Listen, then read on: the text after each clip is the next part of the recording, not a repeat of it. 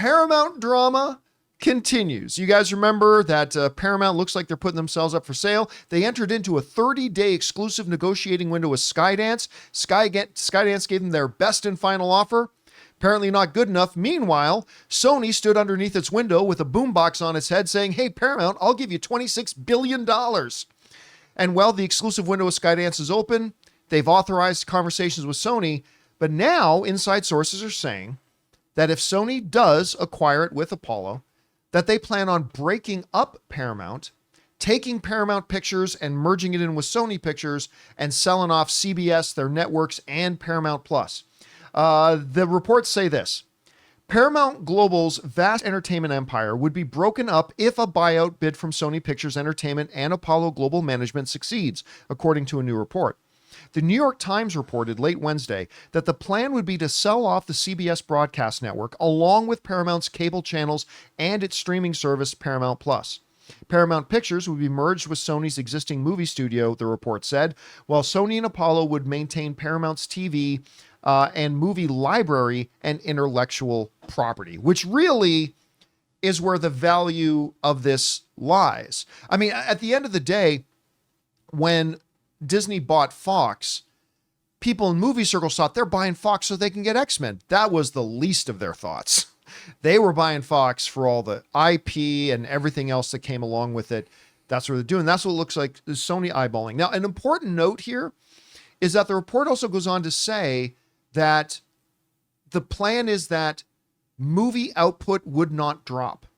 So like when you take the combined movie output of Paramount and Sony, that if they put these companies together, that they would maintain that kind of level of movie output. I know Rob brought up a really valid point saying he was afraid that if Paramount, say, got merged in with Sony, that maybe just we'd lose that many more movies. Apparently that's not the case. But also merging it in with, they're still not clear whether that means Paramount just dissolves and becomes a part of Sony, or like Fox was brought into Disney, but still maintains its own kind of shingle. Anyway, Jeff, we were talking about this potential merger and deal and all that kind of stuff before. Does it make sense for Sony? What's the benefit of them for selling off like CBS, Paramount Plus?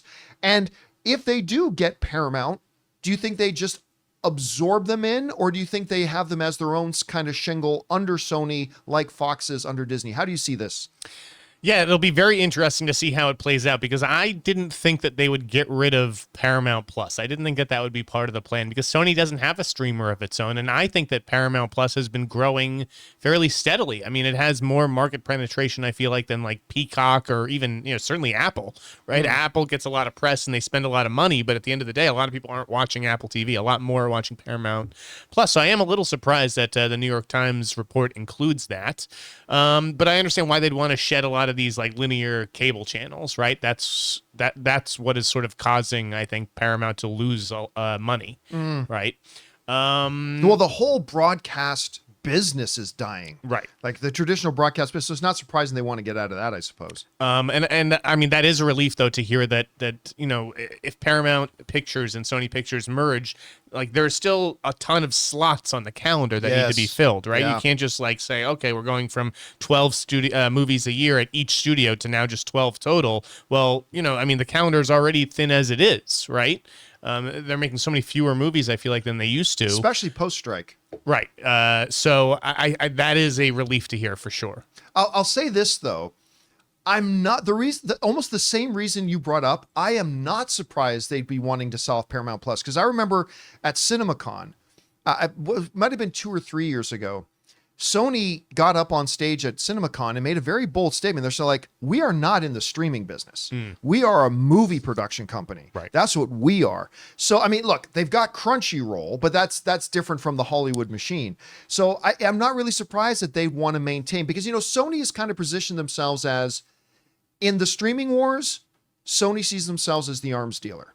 Right. And I think if they absorb in Paramount, my guess, and I'm just guessing, is that they just want to ramp up production on the guns that they Right. then want to On the sell big out. IP, you mean? Yeah. So I don't know. We'll see. We want to thank a sponsor of today's video, Mint Mobile. My favorite spring cleaning takeaway is the post-clean clarity you get. Wow, how have I been living like this? It's kind of like when you find out that you've been paying a fortune for wireless when Mint Mobile has phone plans for just $15 a month when you purchase a 3-month plan. My last mobile service provider was quite good, but ever since I switched to Mint Mobile, I've enjoyed even better coverage, better phone clarity, and I'm paying less than a third of what I paid to my old provider. Say goodbye to your overpriced wireless plans, jaw-dropping monthly bills, and unexpected overages. All plans come with high-speed data and unlimited talk and text delivered on the nation's largest 5G network. Use your own phone with any Mint Mobile plan and bring your phone number along with all of your existing contacts. To get this new customer offer and your new 3-month unlimited wireless plan for just $15 a month, go to mintmobile.com/Campea. That's mintmobile.com/Campea. Cut your wireless bills to $15 a month at mintmobile.com/Campea. $45 upfront payment required, equivalent to $15 a month. New customers on first 3-month plan only. Speed slower above 40 gigabytes on unlimited plan. Additional taxes, fees, and restrictions may apply. See Mint Mobile for details. Guys, question is for you.